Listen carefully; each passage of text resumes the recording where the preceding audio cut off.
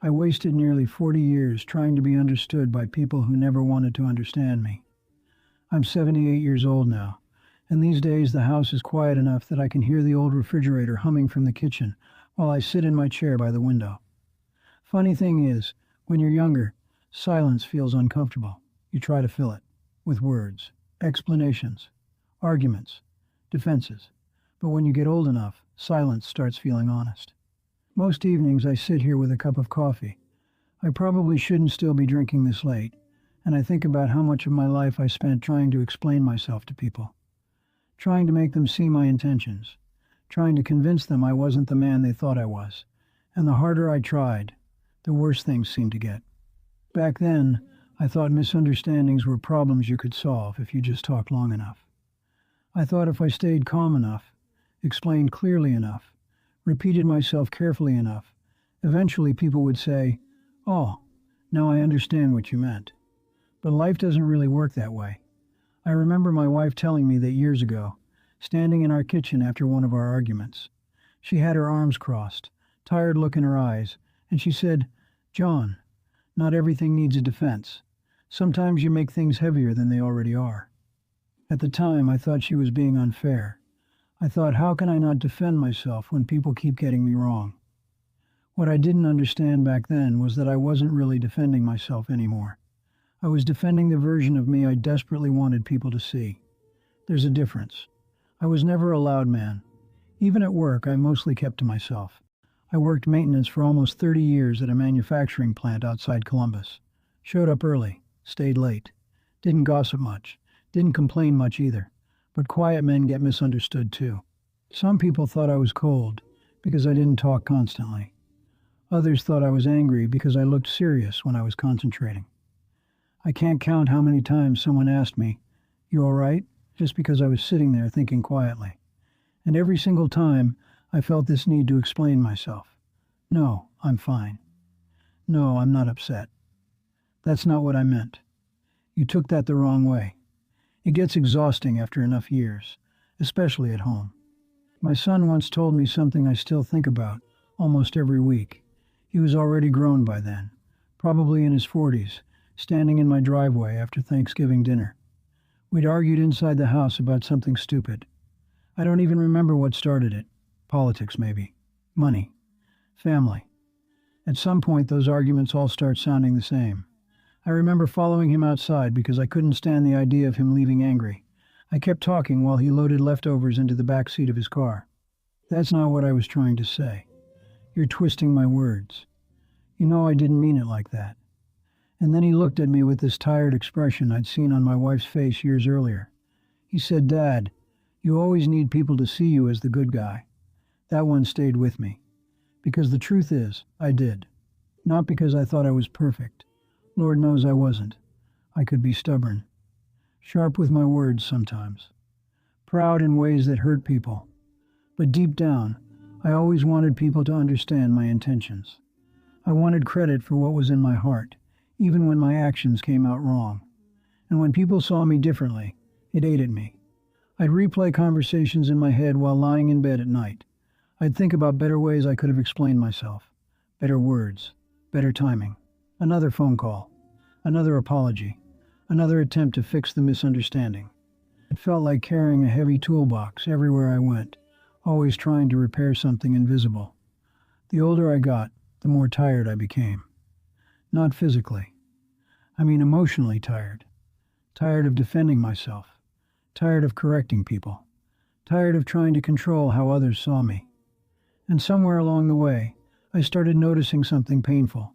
Sometimes people had already decided who you were before you even opened your mouth. Sometimes your silence becomes proof of something. Sometimes your honesty sounds like criticism.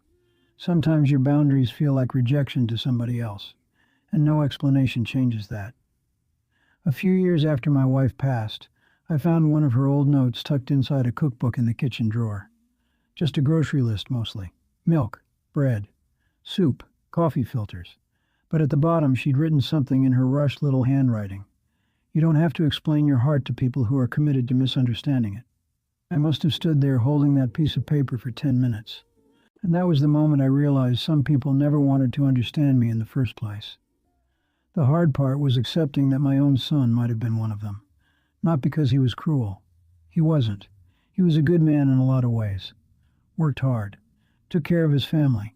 Showed up when people needed him. But somewhere along the years, the two of us stopped hearing each other clearly.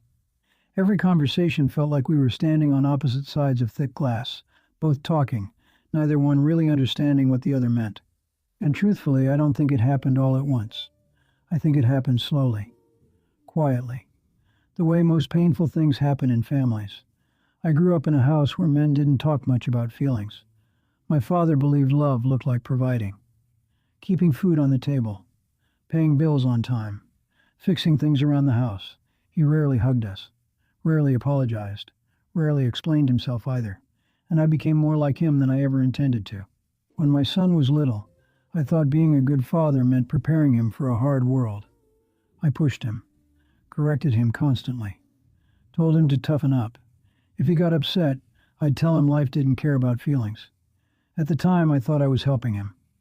Now I wonder how much of it was fear. Fear that softness would hurt him. Fear that I wasn't enough. Fear that if I lost control of the family, everything would fall apart. But fear has a strange way of disguising itself as authority. One Christmas about 15 years ago still sits heavy on my chest. My wife was still alive then. The whole family was over. Grandkids running through the living room. Football game playing too loud on the television. Smell of ham and cinnamon filling the house. From the outside, it probably looked like a happy family. But tension has a way of sitting quietly underneath good moments. My son and his wife had been talking about moving out west for work. Better opportunity. Better schools for the kids. I remember hearing it and immediately feeling defensive, though I didn't fully understand why. Maybe part of me heard abandonment where there wasn't any. I started questioning everything. The money. The neighborhood. The timing. I told myself I was just being practical, looking out for him. But deep down, I think I just didn't want to feel left behind. The conversation got tense fast. My daughter-in-law went quiet first. My wife gave me that look across the table, the one that said, "Let it go, John." But I couldn't. I kept talking. Every sentence became another explanation about why I was right, why I cared, why they misunderstood my intentions. Finally, my son pushed his chair back from the table hard enough that the dishes rattled.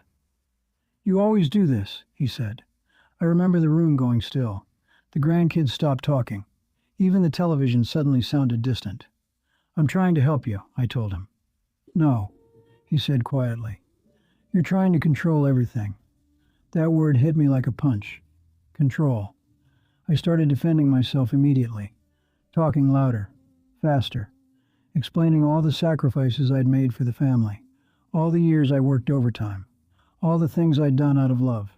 But the more I explained, the more exhausted everyone looked. That's the part I see clearly now. Nobody was listening anymore. They were just waiting for it to end. My son finally said something that stayed with me for years afterward. "You never listen long enough to hear how people feel about you, Dad. You only listen long enough to prepare your defense." At the time, I was furious.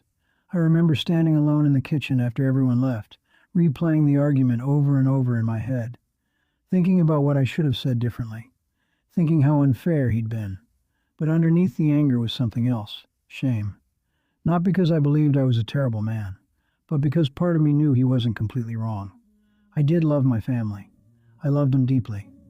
But somewhere along the line, I started believing love meant correcting people, protecting them from mistakes, controlling outcomes, making sure everything stayed together. And when people resisted that control, I took it personally, like rejection, like disrespect, like proof that I had failed somehow. It took me a long time to realize people don't always hear your intentions.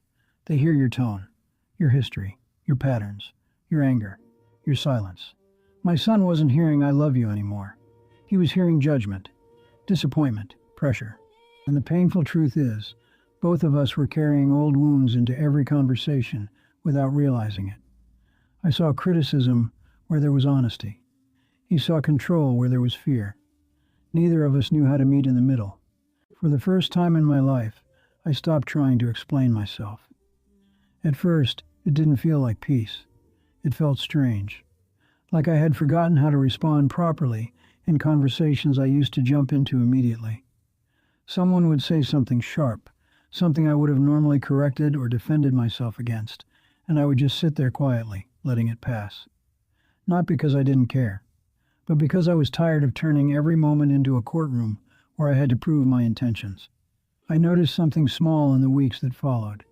The world didn't fall apart when I stayed quiet. People still misunderstood me sometimes.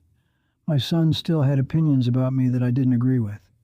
But something inside me stopped tightening every time it happened. I started listening differently. Not listening to respond. Just listening. There's a difference you only understand after enough years of saying too much. Even in my own house, the silence changed. The rooms didn't feel as heavy. I would sit with a cup of coffee in the morning and just watch the light come through the blinds, thinking less about what I needed to fix in the past, and more about what I was still holding on to for no reason. Of course, the old instincts didn't disappear overnight. There were moments I almost reacted. A comment from my son that would have once started an argument. A memory that made my chest tighten. A feeling that someone was unfair again. But I learned to pause in a way I never used to. Not dramatic. Not controlled. Just quieter. And in that pause, I started to realize something I never gave myself permission to see before. Most of my suffering didn't come from what people actually did. It came from my need to be seen correctly by everyone. I spent so many years trying to manage perceptions that I forgot how exhausting that was. One afternoon, my grandson came over to help me in the yard. He's young, full of energy, talks fast like most kids do these days. He was telling me about school, about friends, about things that probably mattered more to him than I fully understood. At one point, he asked me something simple. "Grandpa, were you always this calm?" I almost laughed, because if he only knew. I looked at him for a moment before answering. The truth is, I wanted to explain my whole life in that moment.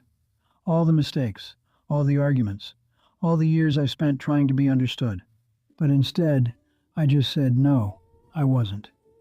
He nodded like that was enough. And strangely, it was. Later that evening, I sat alone again on the porch steps I once argued with my son about, and I realized something that surprised me. I didn't feel the need to go back and fix every version of myself I didn't like anymore. I wasn't proud of everything I did in my life, but I also wasn't in a war with it anymore. Some of those old memories still hurt when I think about them. I don't think that ever fully disappears, but they don't control my present the way they used to. They don't pull me into arguments that aren't happening anymore. I can let them exist without fighting them. My son and I still don't agree on everything. We probably never will. But something softened between us over time. Not through long explanations, not through perfect understanding, just through less resistance. We started talking more like two people who don't need to win every sentence. One visit, he stayed longer than usual. We didn't talk about anything important at first, just small things. The weather, the car, the house needing repairs. Before he left, he stood by the door for a moment, like he wanted to say something but wasn't sure how. I didn't push him. I just waited. And finally, he said, "You seem different lately." I thought about that. Then I said, "I stopped trying so hard to be understood." He didn't respond right away, just nodded. Like maybe he understood more than either of us expected. After he left, I didn't replay the conversation in my head like I used to. I didn't wonder if I said the right thing or the wrong thing. I just watched the evening settle in and felt something unfamiliar but welcome. Space. Not emptiness. Space. And in that space, I understood something I spent most of my life missing. Peace doesn't come from finally being understood by everyone. It comes from no longer needing it in order to feel okay with who you are.